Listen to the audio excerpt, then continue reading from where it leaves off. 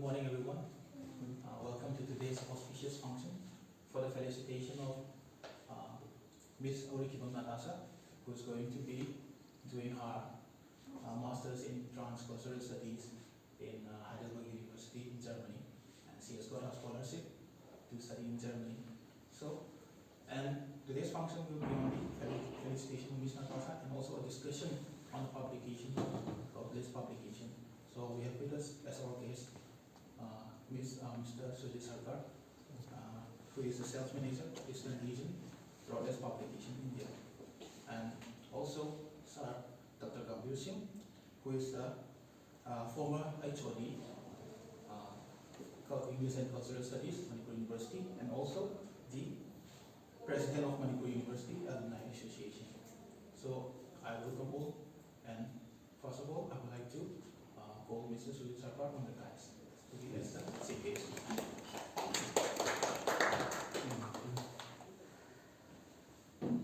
And also, I would like to call up Dr. Gambhir Singh to preside over the function. Thank you, sir. Now, continuing on the function, I would like to call up Mr. Research Scholar, to give a welcome address to all of us. Thank you.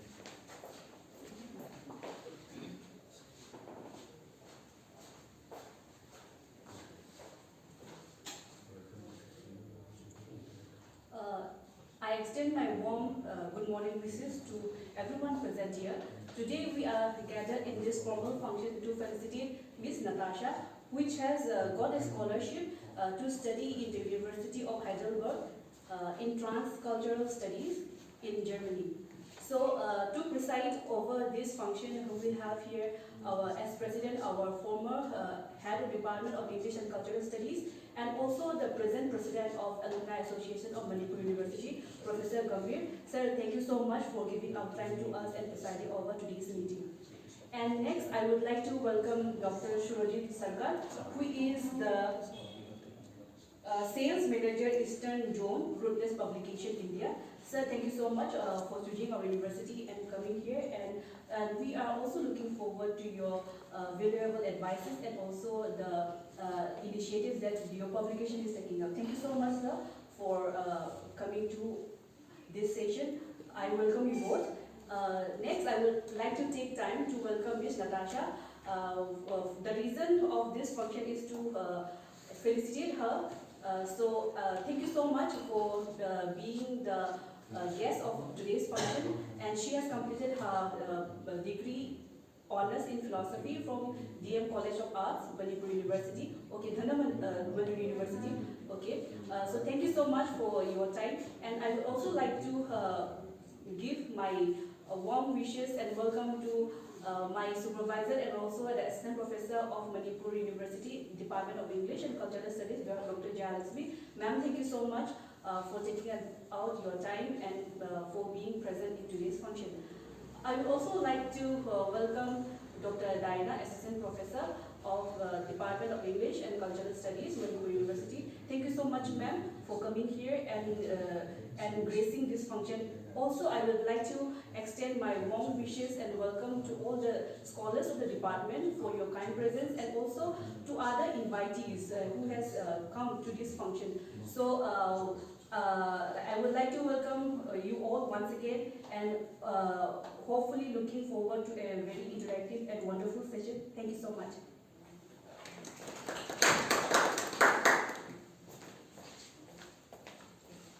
Thank you, Singalwi, for giving such a short and precise welcome note. Continuing on the function will be the presentation of bouquet to our chief guest and Ms. Natacha. So I would like to call up Jimmy to hand over the presentation with Sir.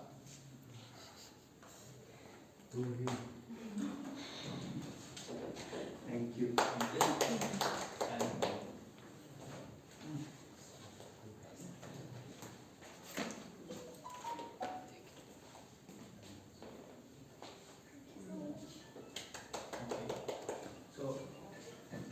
After this, I would like to call up Diana, who is the assistant professor in our Manipur Cultural English and Cultural Studies to give the keynote address.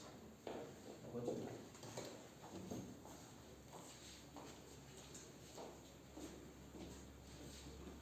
Good morning, everyone. Good morning to the President, guest of honor, and our guests. And a big congratulations to you, Natasha. And regarding the keynote address, I don't know what to say because I was just informed that I have to give the keynote address in the morning. So we all know the importance of English in this global age. And we all know that being proficient in English, whether in terms of speaking or writing skill, those who know will be more advanced in today's world of globalization, and we know that English is widespread across the globe. It is the first language. It can also be a second language, like here in India and in Bangladesh, and it is a foreign language, like in Myanmar, in this country, and in Burma also, many countries. So in Kasru's term, he divided the English-speaking countries into three concentric circles. That is the inner circle, where English is the native language, outer circle, where English is the second language, and the expanding circle, where English is the foreign language. And that expanding circle is actually expanding because the importance of English is recognized across the globe. And so there are so many proficiency tests like TESOL, TOEFL, and IELTS conducted by many nations. And also there are many questions raised against the validity of such tests. Why? Because we know that we are living in a world where the people speaking English as a foreign language or as a second language like us, it's far more than those who use this language as their native speech. So the proficiency level imposed by them may be very different from us, for whom we only need English to communicate for like some of the basic information. So there are differences are there. So many concepts are coming in. But nevertheless, we all know the importance of proficiency in English, and we know that there are 4 basic skills in order to measure that proficiency, which are LRSW, that is listening, reading, speaking, and writing skill. And there are certain levels which we have to achieve. There are many Englishes. Now there is no one English. There are many Englishes across the globe, but it should be proficiency should be measured in such a way that my English should be communicable to other person for whom maybe English is a first language or a second language or a foreign language. So proficiency level depends according to the situation. So there are many researches going on. And we all know the importance of being a proficient speaker in English. There are many advantages to it. We can go to any part of the world and be a part of it because of this language. Otherwise, it will be very difficult for us to survive. So with this, I end my keynote addressing. Thank you all. Thank you, Ma'am Jana, for such a beautiful keynote address. Next would be the speech from our chief minister. So next, Ms. Natasha, our designated guest, would speak. Would give us you can remove your mask so that So before calling up her on the dais, I would like to give a short introduction to Natasha. So her full name is Miss Natasha, and she is from Palestine. She did her bachelor's in arts from DM University in philosophy, and she secured second position in exam in 2020. So I would like to call on Ms. Natasha to narrate a little bit on her journey and how we began as scholars. Thank you so much. Good morning, everyone. Or is it already afternoon? Yes. Thank you so much. Firstly, I would like to appreciate and acknowledge the Department of English and Cultural Studies, and also the professors and scholars and also the faculty members of this department for inviting me and also for giving me the opportunity to interact with everyone here. So my name is Natasha, and I have applied for my master course in transcultural studies in Heidelberg University. So firstly, I would like to tell some interesting facts about my university. So Heidelberg University is one of the oldest university in Germany, and also one of the oldest surviving university in the world. So I'm really grateful that without the support of English department and without the support of many professors from Manipur University and also Dhanamajuri University, that I would not be able to reach to this university to do my master's. So I'm really grateful for all the support and all the encouragement. And so can we do it more of an interactive kind of? Because I have not. You can speak like how you got the scholarship So yeah. and what are your objectives and aims. So firstly, I would like to start by speaking a little bit about how I started the journey of finding the university and also how I worked to get accepted. So firstly, I've started my university hunt of sorts very early when I was 17. So I've always wanted to study in a European university like Switzerland or Germany, because especially Germany, because my parents are working with they are supported by the German government under Bread for the World. So it's one of the organization, and Miserio. So they've been working with the German government for ever since I was born. So for the past 2 decades. So I've always wanted to have more intense exposure to the German society and also the people, to have a long-term connection in the future and also for whatever reasons. So that's how I started, and I started to find almost I have been looking for 7 universities, like the University of Kassel, the University of Berlin, and Munich University, and so many. And then first I have not planned to study transcultural studies. This idea of studying transcultural studies came much later in 2018. So first I wanted to study political science, but then I thought I don't want to get myself very limited in a very theoretical kind of discipline. So I want to explore and study interesting subjects like philosophy, anthropology, and then transcultural studies, which includes all of that. So that's how I started, and this program was actually introduced to me by 2 professors from Germany, 2 professors from Heidelberg University. So they, because I have told them that I wanted to study in Germany and I wanted to do political science, and they asked me like, what am I doing right now? So that time I was doing my research on folktales of different ethnic communities, and I've even published my book in 2021 February. So this book is I've started this collection of folktales and doing research, going places, interacting with people belonging to different ethnic communities, and so that's how it was with the goal to reach out to the millennial generations who are already weaned from the generational folktales, the cultures and traditions, and so that's how I started, and they find it interesting, and they suggested me that you can go for transcultural studies. They offer various scopes and various themes where you can focus so that you can expand your research.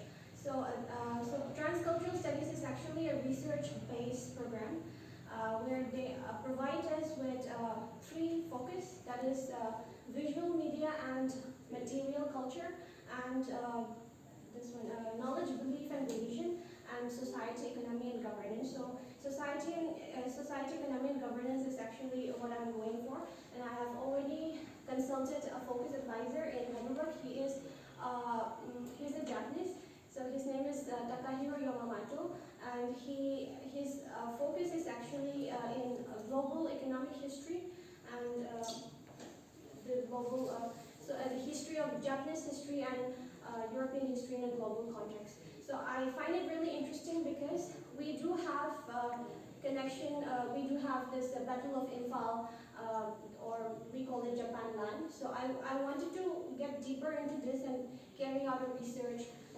with my focus advisor where I could actually focus and do my master thesis on that. Or I still have not planned on the topic of my master thesis yet, but I am planning to do the thesis on the ancient heritage of northeastern region with its long connected history with Southeast Asian countries and also like especially Yunnan province of China, Chittagong hill tracts, and Myanmar. So we have a very long connected history and we have a lot of similarities. And we do have Manipuri diaspora in many places like of Myanmar, Chittagong hill tracts, Tripura and Assam. So I would like to expand my knowledge in that field. And also I am planning to expand my perspective in the folktales of different ethnic communities, not just northeastern region, but also its the folktales and its relation with China, Myanmar, the similarities I would like to research. And also the program gives us the opportunity to study on gender and inequality, and we have programs like Southeast Asian food, like Central Asian foods in an anthropological perspective, which is really interesting because we share a lot of similarities in terms of food habits, like with Myanmar and also with Japan and China. So I would like to study on that. And the program is so vast, and I'm very nervous. I don't know what I will be going and what I'll be doing there, because most of the so what I have learned is that I've attended the orientation and another orientation for the focus that I've mentioned earlier, that society, economy, and governance. So attending that, I've realized that most of the students are 28 years old and beyond. So I've realized that they are more mature in terms of their goals and objectives, their areas of interest. They are crystal clear of what they are doing. And I was sitting there and I'm not going to say I don't have any clue. I have clue. I am confident in myself, but I'm nervous. I'm scared. But I am confident that I can go and pop up with their program structures. And most of their structures are very different from ours because they are more, I would say, equipped in terms of their system. They are more digitalized, and which makes me really sometimes frustrated with how to cope up with that. So, but then I'm already a part of the program. I've already attended some of the online classes, and yeah, that's what I'm doing right now. And I'll be leaving tomorrow for Germany, and then I'll be reaching my university on 28th, and I'll be enrolling on that day. And yeah. Thank you. Thank you so much for giving me the opportunity. Thank you.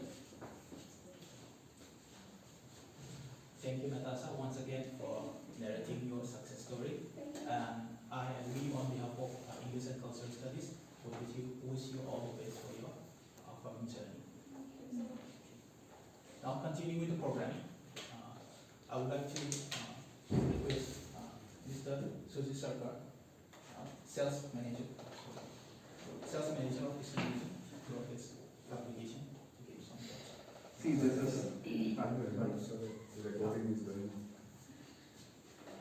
this means totally unscheduled. He knows very well. Means I called him yesterday. I am visiting Manipur and just seeking his appointment. The time, so he gave me a time first at 12:30. Then he reported it at 11:45, and just I think 10-15 minutes before he was asking my resignation. There is a program and you have to New resignation. So a program you have to be.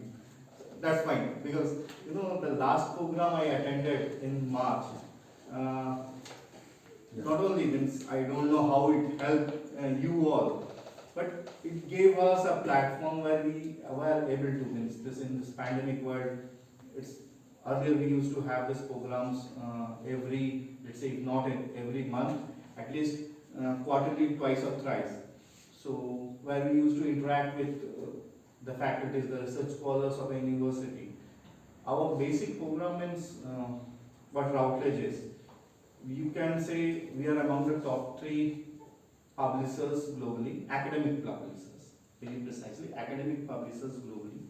And as far as humanities and social sciences is concerned, we are means we publish the highest. We publish something around 10,000 plus new titles every year. And we have around 3,000 plus journals. Telefrancis, the company we call, it's a part of Informa. And Telefrancis have two brands. One is Routledge, which is the main brand for humanities and social science, and for sciences we use CRC Press, and for all our journals we call it Telefrancis. So in these three main we publish. What we look for in India, definitely, what we look for in India is, not only we bring the global books to India, we also intend to publish from India. Our Indian publication for the last 10 years have grown substantially. Now we do something more than, let's say, 250 titles from India in humanities, social science, and near about 200 titles in medical and sciences from India. That comes to be around 500 plus titles from India or South Asia. Means when we call it India, India is totally South Asia. So South Asia comes together. What you have to means, sorry, extremely sorry. So what you get from Routledge, you get a quality means publication. When you read our books, we means the global publications that comes to us, the knowledge we bring. We are no more a ivory tower publishers. Ivory tower publishers, what we define is whatever we get the manuscript, means whatever comes from research we just publish. We nowadays look more to it, more interactive. Seems like what's going on. We are more interested in, let's say, in sciences, what's new coming, what's new, absolutely new. And our means offerings are not just limited to, you say, just a book or a journal paper. It can be interactive, it can be both ways. So it's just you say when you look at a publisher, it's not a book publisher or a journal publisher. What we have is we have content, we bring the content in front of you. There are modes by which we now bring, not only just books or we have something like today we have open access publishing, and we have last time we presented what coming to India is F1000. There is a platform which comes where you can publish within what we say in sciences, especially in humanities it may, let's say, 3 months is a time, but in sciences, especially in medical science, 15 days. If you are late in a molecule 15 days before you invent and 15 days after somebody invent, you lose a time. So you need to publish, so that 15 days even matters, 10-15 days even matters. So F1000 is a platform which gives you a scope to publish instantly. So these are the platforms, these are the models which are coming. We also do in India is like custom publishing. Then we have a co-publishing platform where all your, means if you have conference proceedings, we publish through, we have a division called Balkema, through which we used to do sciences, and now through Routledge also we do this proceeding publication here. So these are there, and as far as how to publish and those, I think I have in my last talk have said. So anybody have anything on that thing, you can always get back to me. I'll be ready and happy to help. Okay. Thank you. Thank you.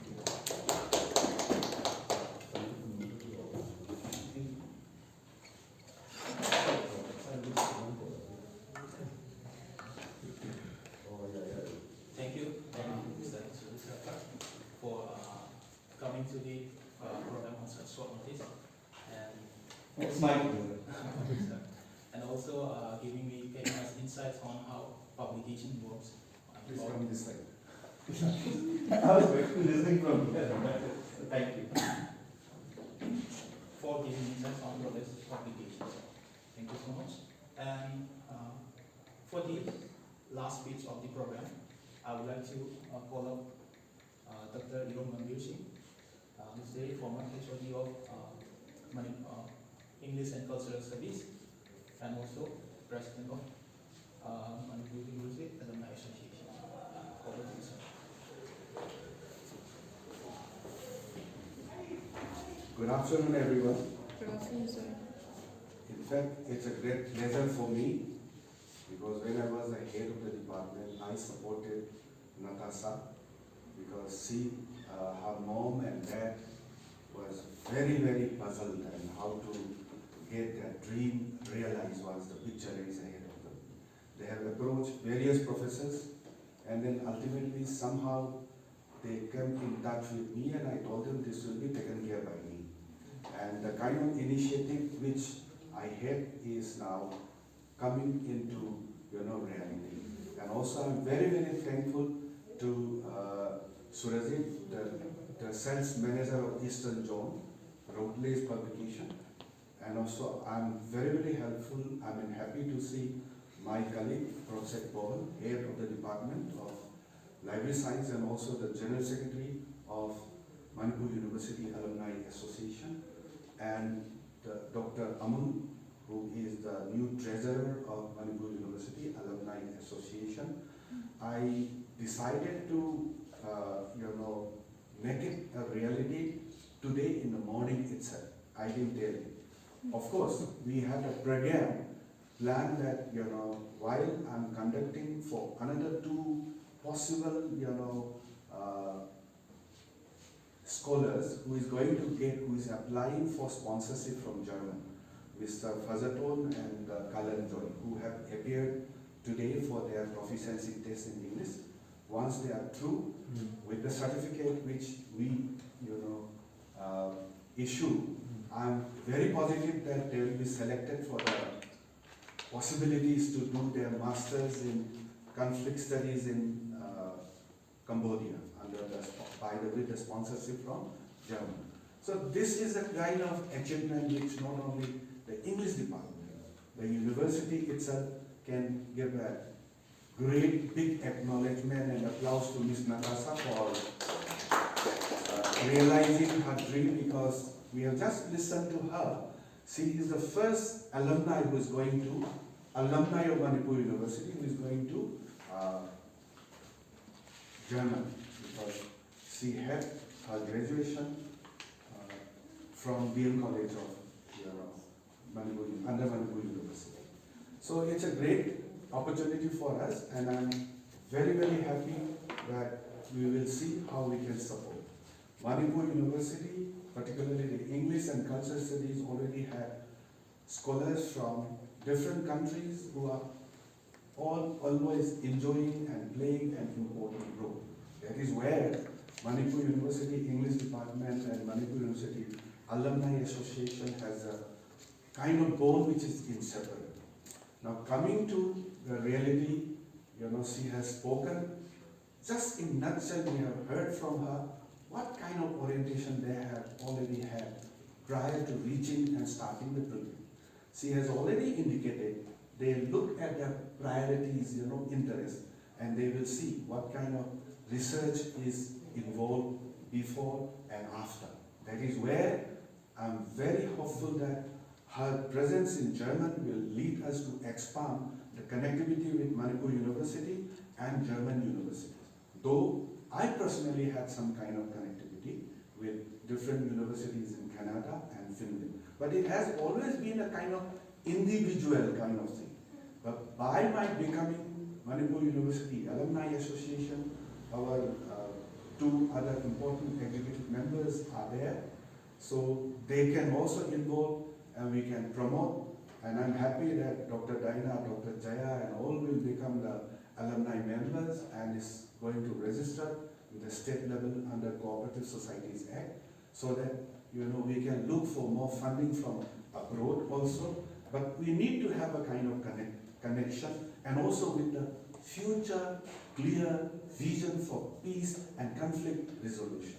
That is where Manipur State and occupies an important location from connectivity or from the government policy as such. Look is policy. Now we have to implement as act is.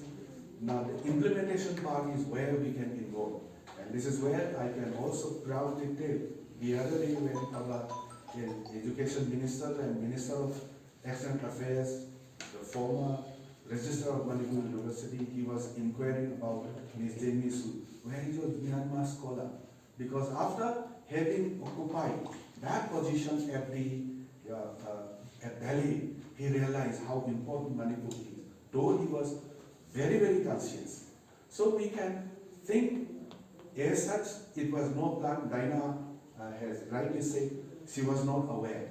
But then, you have spoken very well, lying the importance of, spoken English, communicative English, spoken English, proficiency and all, without which we cannot explore the connectivity. However, the kind of course which Ms. Natacha is going to attend will explore further, because in New Education Policy 2020, we know importance of local language and local cultures.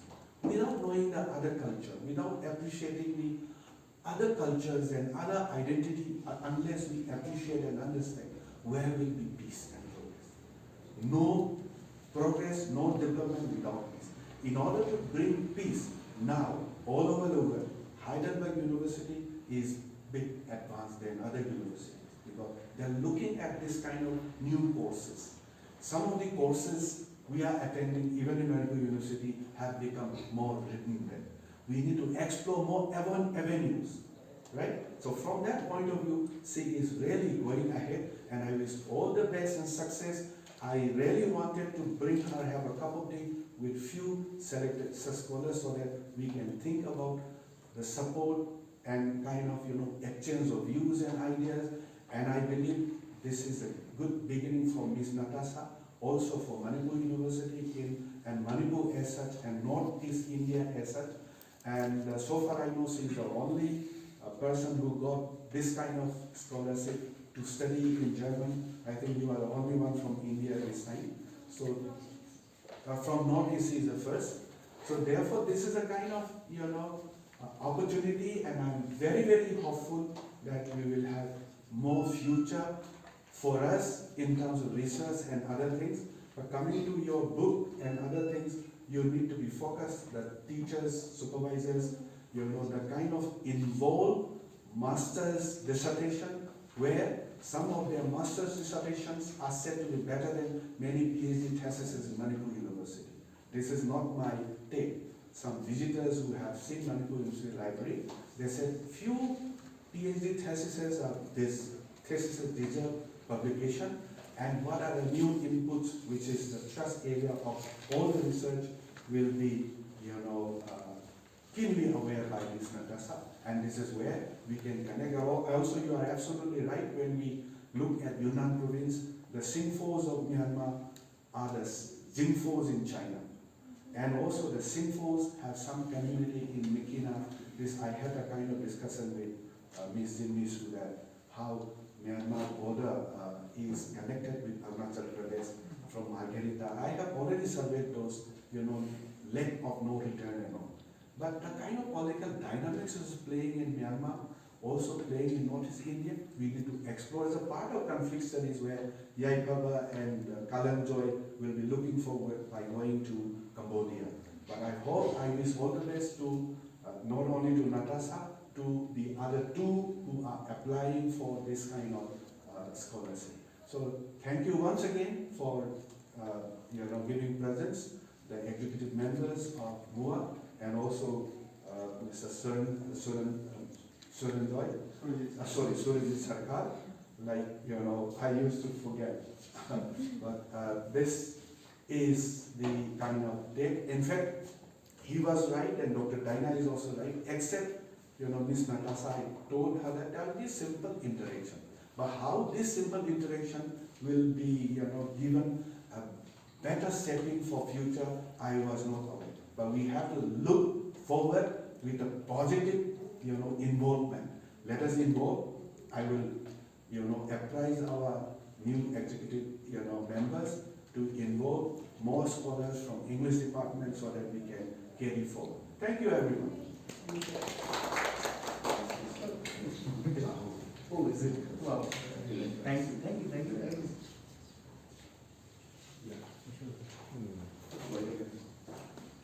Thank you so much, sir, for giving such valuable words, and best wishes to Natacha once again. And also I hope Sarah will continue on his endeavor to produce future bright scholars from Manipur University.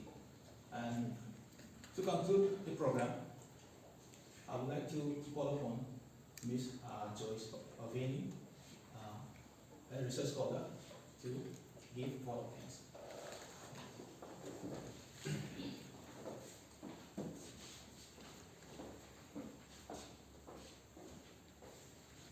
A warm and graceful afternoon to our valued chief guest, Surjit Sarkar, and respected Officer Gambhir, to all the worthy teachers and to all the members gathered. It's my privilege to propose a vote of thanks and acknowledge the contribution of those who supported this short event in felicitating Ms. Natasha. I would like to extend our warm gratitude to Dr. Surajit Sarkar for the insights he has offered and for willing to extend his support in days to come to the department and to the university. I would also like to extend my heartfelt appreciation to Professor Gambhir for explaining and providing encouragement to everyone gathered here, and a special mention to Ms. Natasha, wishing her a productive journey in all of her endeavors. Thank you all.